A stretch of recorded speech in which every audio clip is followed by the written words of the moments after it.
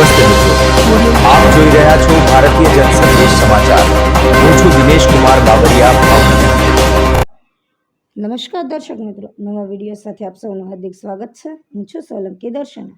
તળાજાના ફુલસર ગામે દલિત સમાજના શોષણમાં દાદાગીરીથી કામ કરનાર કેપી એનર્જી પ્રાઇવેટ લિમિટેડ કંપનીની દાદાગીરી સામે આજે જિલ્લા કલેક્ટરશ્રીને આવેદનપત્ર આપી રજૂઆત કરાઈ હતી। ગ્રામ્ય પંચાયતની કોઈ મંજૂરી વગર કામ કરવું, પોલીસ એમને પ્રોટેક્શન આપે છે।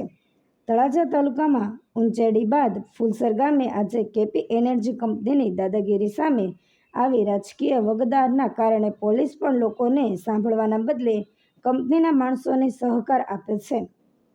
ફુલસર ગામનું સ્મશાન કાયદેસર નિમ થયેલ હોય, દલિત સમાજના દફનવિધિ કરવામાં આવે છે। એ જગ્યાએ કેપી એનર્જી કંપનીએ વીજપોલ નાખ્યા છે।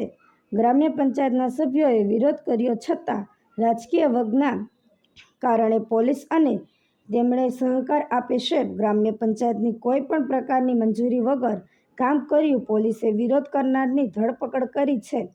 કેપી એનર્જી વિરુદ્ધ આજે તારીખ 29/5/2026ને શુક્રવાર બપોરે 12:30 વાગ્યે જિલ્લા કલેક્ટરશ્રીને આવેદનપત્ર આપી રજૂઆત કરવામાં આવી હતી।